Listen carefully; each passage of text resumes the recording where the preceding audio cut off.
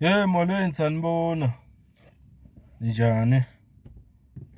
Niyaphila? Sithembe ukuthi niyaphila. Mfowethu Mkhonza nibingelelayo. Sibonge ngokuthi nibe khona la. Ake ngamukela ama new subscribers to this channel. Thank you so much for subscribing guys. Ngiyabonga kakhulu and ngiyanamukela kule channel yethu. Ngiyabonga kakhulu kubo bonke abasupporta le channel ngokusubscribe nangokukhomenta and all that. Ngiyabonga kakhulu. Ngiyacela ukuthi if you haven't subscribed to subscribe ukuze siqhube i-channel yethu yephambili. Ngiyacela ukuthi usubscribe. Nalabo abakhomentayo ngiyabonga kakhulu and I appreciate it ukuthi you are commenting. Niyashare nama-video wami, niyawa-like futhi. Ngiyabonga kakhulu nje kini nonke. Yazi bengilalele o-EFF leader ubaba uJulius Malema. Bebembuza ke nokho umbuzo, mhlambe nawe umzwile lapho bembuza ukuthi njengoba ama think tanks esehambile ku-EFF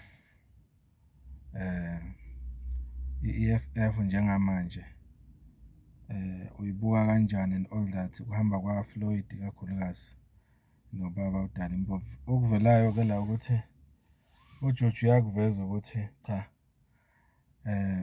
i-EFF ibonakala manje yenza kahle kakhulu nje wabehambile.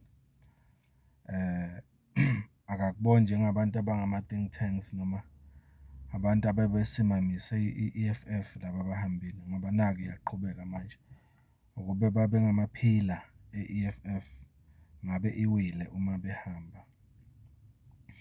Hayi, angithandi kona ukuphawula kakhulu kodwa nje engingakusho ukuthi uMalema ngiyafisa ukuthi ngelinye ilanga kwangathi angarealize ukuthi i-EFF izodinga ukuthi ngelinye ilanga isebenzisane ne-MK.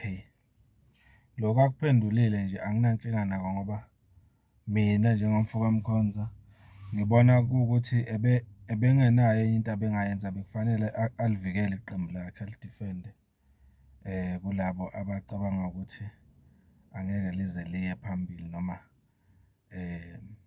akakhona ukucabanga ne-leadership yakhe ngokuthi iqembu kufanele lisebenze kanjani ukuya phambili.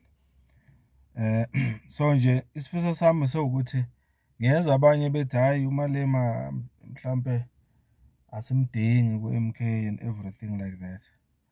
Hayi mina ngithi siyamdinga and nginalo ithemba lokuthi ngelinye ilanga kuyokwenzeka ukuthi sisebenzisane ngandlela thile ne-EFF njengoba nje sisebenzisana ne-ATM. Yabona i-ATM sisebenzisana nayo manje. Akukapheli ukuthi i-ATM isekhona i-ATM but isebenzisana ne-MK party openly. Yayibona, openly, ayikufihli lo. Ne-EFF bengingafisa ukuthi ngelinye ilanga kwenzeke kanjalo futhi nginethemba ukuthi kuzokwenzeka. Kulaba abathi hayi asimdingi uMalema, ngizothi mina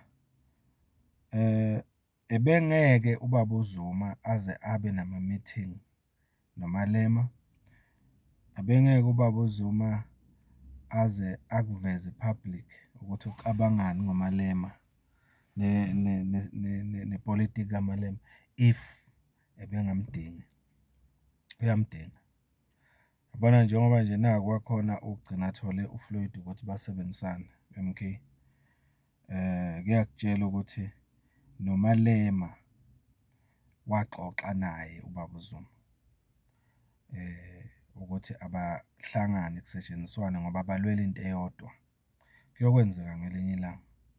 So nje mangabe sibona i-EFF lokhu mhlawumbe ekukhulumayo uMalema lokhu ekukhulumayo akufanele bese simbuka ngaleyo ndlela ukuthi useless. uMalema is a politician and unayo iveli kupolitiki noma ngabe angaba ngale ndlela le abaningi abangayithandi. indlela mhlawumbe akhuluma ngayo nenza ngayo izinto, kodwa at the end of the day unayo i-following, unayo abantu ababhiliva kuye futhi unawo ama-credentials e-struggle. Uyakhona ukuthi alwele izinto ey'dingwa abantu abamnyama. Yiloko nje engingakuveza la nengingakusho. So umsebenzi wethu mkhulu kakhulu njengamaphathi abantu abamnyama ukuthi sikhulule abantu bakithi enhluphekweni. So kufanele ukuthi ngaso sonke isikhathi sihlale siba nesineke, ikakhulukazi thina be-M_K Party, ngoba sikholelwa kakhulu ukuthi i-M_K Party njengamanje iyona vehicle ekhona njengamanje, njengoba kuyi-leading opposition e-South Africa. Iyona manje ukufuna ukuthi ibe phambili at the forefront, ilide ekutheni kuhlangane wonke amaqembu abantu abamnyama.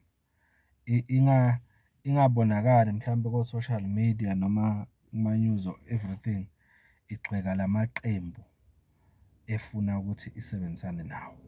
Ngicabanga ukuthi kuyosiza kakhulu lokho ukuthi sikhone ukuya phambili. Yabona nje uba umsholozi noma kungakhulunywa kuthiweni nge-M_K Party nange-leadership ye-M_K Party, noma amaqembu lawa anjengabo-E_F_F nabanye angakhuluma izinto ey'thile ezingekho right noma ey'lumelayo, ngeke umuzwe ubaba Zuma eresponda harshly, ngoba uyazi ukuthi nakuba bekhuluma kanje kodwa ngiyabadinga lapho.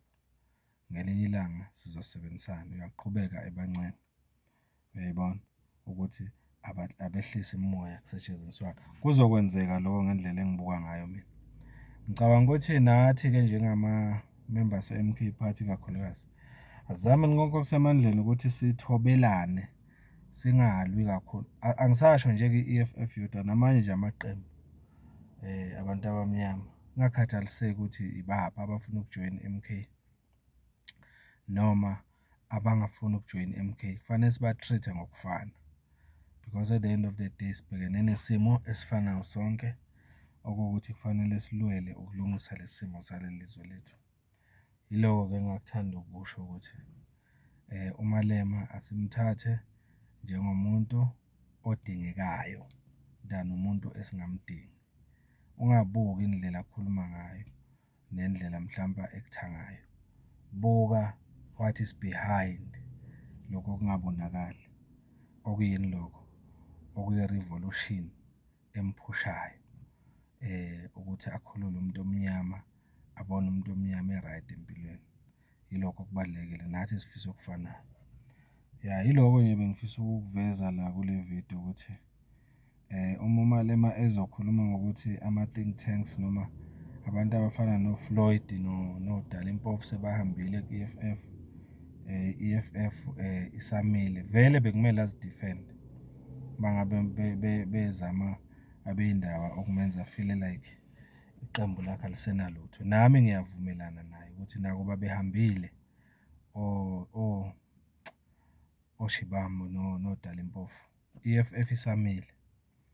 And into esayimisile yini? Ukuthi yebo kusekhona abasele lapha ku-E_F_F abafana nayo uMalema esibadingayo ukuthi sisebenzisane nabo kule struggle, noma engayijoyinanga i-M_K, ngoba kufuneka ukuthi aze ajoyine i-M_K ukuze sibone ukuthi usebenzisana angaba i-E_F_F kodwa asebenzisane ne-M_K ey'ntweni ey'thile ey'thinta ukukhululwa komuntu omnyama. Yilokho okubalulekile. Yilokho nje futhi azame ngaso sonke isikhathi, even nathi lapho sikhona ey'ndaweni zethu, uma sibona amamemba e-E_F_F, uma sibona amamemba e-ANC, uma sibona amamemba awonke la maphathi, asingabagxeki, asingakhulumi kabi ngabo, sisebenzisane nabo. Uyabona, uma kunezinto okuwukuthi singabambisana nabo ekuzenzeni emphakathini, ukulekelela abantu benze izinto ey'thile ezilekelela umphakathi, masingabe siyazigodla sithi hhayi ngoba kwenziwa yilaba ngeke thina abantu abamnyama kumele basebenzisane, amaphathi abantu abamnyama kumele asebenzisane. Yilokho okushiwo umsholozi. Nathi kufanele sibonise-ke bafethu ngendlela esenza ngayo ukuthi siyafisa kwenzeke lokho. Abantu bayazi ukuthi yini edingekayo. Into edingekayo ukuthi kube ne-unity, kube kube nokuvota ndawonye, sivotele into eyodwa ukuze sikhone ukukhulula, ngoba lokuvota in different places yikho kusenza singayitholi lento esiyifunayo. Ngiyabonga kakhulu bafethu, umfoka Mkhonza lo niphile. Kubo bonke abasubscribe-ayo ngiyabonga kakhulu. If you haven't subscribed, ngiyacela usubscribe. Nalabo abafisa ukuqhubeka bengisupporta, ngoba abanye bayangisupporta financial bafethu, ngiyakuveza lokho, ngiyakwazisa kakhulu. Bangasebenzisa lokhunjana le ma-account details nale number le ye-WhatsApp ukuthi baxhumane nami, basupport i-channel. Kuningi sikhuluma nje khona esikuhlelayo la, sizoba nezinto ezinhle ezizokwenzeka kule channel. Yingakho ngithi asiqhubekeni siya phambili sisupport. Ngiyabonga kakhulu bafethu, niphile, umfoka Mkhonza lo. Thank you so much.